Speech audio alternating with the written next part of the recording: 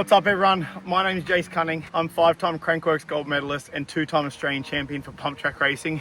And today I'm going to give you my 3 best pumping tips so you can be safer, ride faster and have more bike control. Let's get into it. Riders are so excited. Here comes Jace Cunning down the gold medal. One thing you can learn about me, ain't nobody putting word like me. Alright, so tip number 1 today is going to be wrist positioning. The number 1 mistake you see when racing bikes or watching people train is they'll have their wrist tucked back like this. So the biggest problem with this is as soon as we start pumping, our elbows are going to follow our wrists. So once our wrists are tucked back, as we move down to pump, our elbows are also going to go back, which is the number 1 thing we want to avoid. So to fix this, we need to have our wrists in a straight line with our arm. So it's a straight line from there to the elbow, so that when we go down, our elbows can go nice and wide, and then we're in a strong position to be able to explode back up from the bottom of the jump. So one thing I would recommend everyone out there checking is where your brake lever is positioned. It's very common when you'll get someone new to training that their brake lever will be up very high like this, and your arms are going to follow where your finger is. So if I have my brake lever there and go to grab my brake, I've automatically got to bend my wrist back to grab the brake, and then from this position, like I just said, we're going to end up here. So my number 1 tip for all the parents and coaches out there would be make sure your riders' brake levers are down like pretty steep, so that when they have their hand in the pumping position, it's a straight line from finger to hand to elbow. And then this way, every rider can comfortably have their finger on the brake and ride in this position right here. Put my helmet on, jump on the track, and I'll show you the difference. All right, so first up, I'm just gonna go through. So I'm gonna roll my wrist back, and then I'll change into the strong pump position that we need to follow. And then you'll see how much different the power generation is.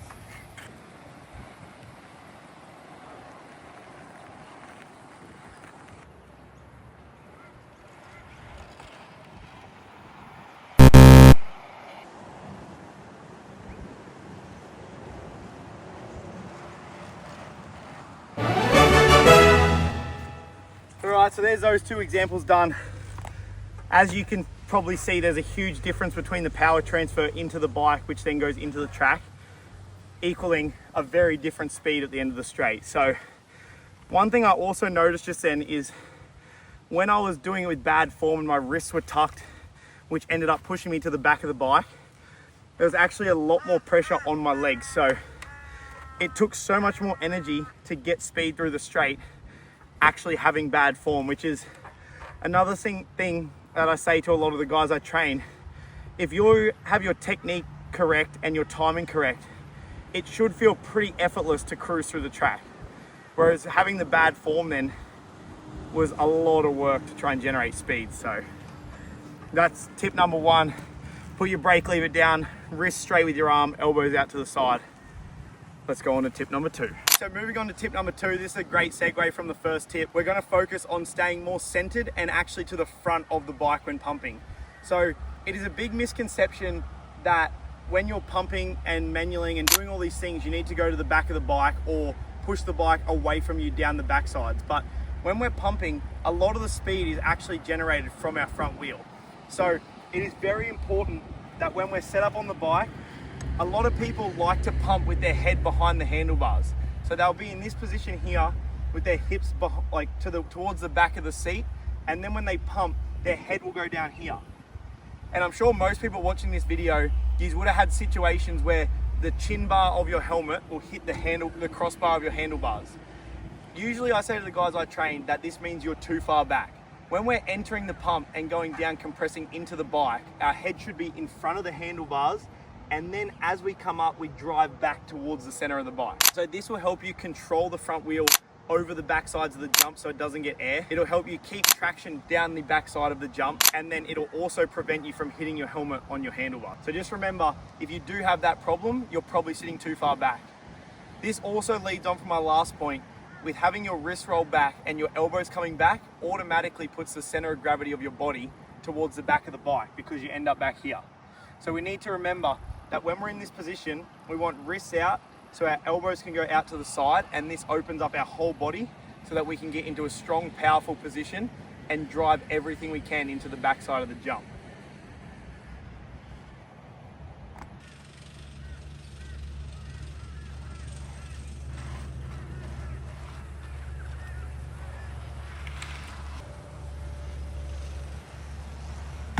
All right, so as you would have just seen then, every single roller, I was a long way forward on the bike, but as I was here, my hips still remained over the seat to control the back wheel. So that's the position we need to be in for max control. And as scary as it is for you guys that have never done it before, trust me, it's the safest position you can be in when going through a rhythm straight fast. So now I'm gonna go back. I'm gonna use the same position, but this time I'm gonna start with no speed and show how much speed you can generate by being in the correct position as you accelerate through a straight.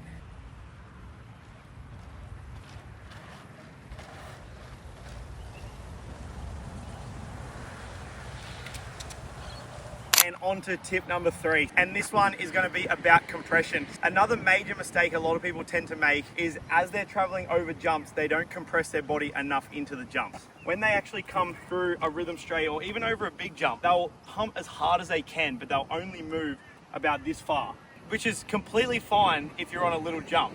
But when you hit bigger jumps, you have to move all the way to control the jump and maximize the power. So we'll go over to a jump right now and I'll explain why. Alrighty, so as a main rule that I use with the guys I coach to keep pumping nice and simple, I just use the 3 words: compress, lift, compress. I was taught that from a mentor of mine, Danny, years and years ago. So what that basically means is as you're coming into a jump, you want to compress before the bottom of the lip. Where I'd be here, we would be compressing as low as we can. Then when we get to the uphill section, this is when we lift our weight, because being heavy going up a hill is only going to slow us down. So we lift all our weight as light as possible until our front wheel reaches the top of the next crest.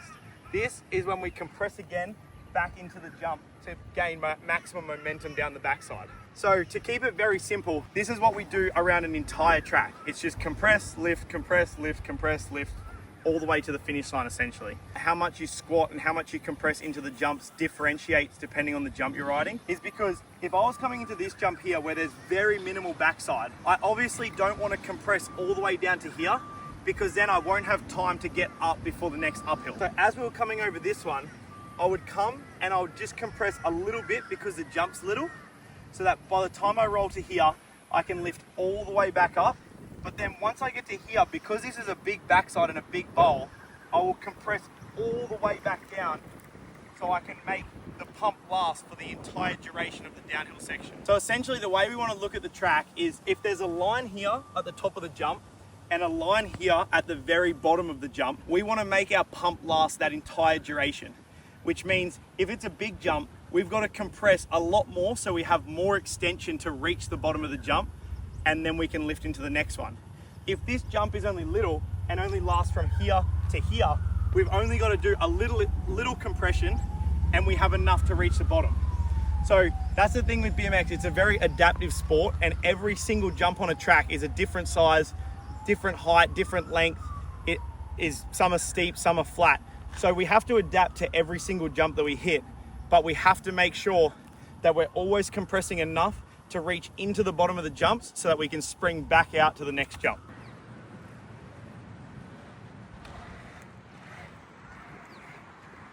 So as you would have seen then, even though I was going slow, I made every pump last as long as the jump lasted. So this is a big problem that a lot of people have, is because they want to rush and they think that rushing means they're going faster, they'll only actually compress about half of every single landing on the track. And an average track has about 33 backsides on it. So let's say there's 32. If you're only doing half of every single jump, you're essentially pumping 16 backsides and halving your chances around the track to get speed. We've moved over to the last straight here now, where at the start of it, there's 4 very small rollers. So I'm gonna go through this one now and demonstrate how I move less through these so that I can move quicker and make sure I get up in time for the next jump.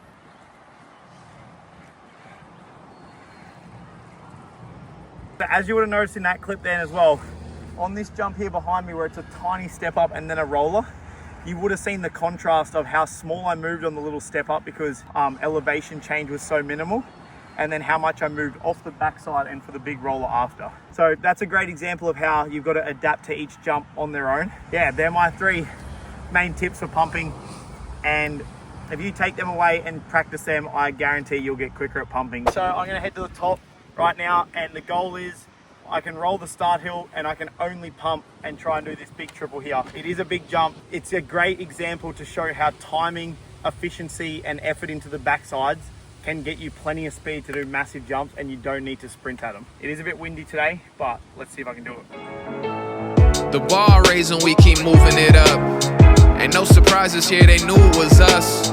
Apologies if I was doing too much, but I always came through in the clutch. I got faith restored, why you pushing the brakes? I ain't full of myself, boy, I'm full of mistakes. I came from humble and roots, I'm here to stand and deliver. Had no one gassing me up. I'm buggered. Luckily I got that first go. I think that's me done. Thank you all for watching. I hope you all learned something, but just remember, wrist straight, elbows out, make sure you compress and stay up the front of your bike, and be adaptive to the jumps you're riding. Don't try and ride every jump at every track the same, because it's not going to work for you. See you in the next one.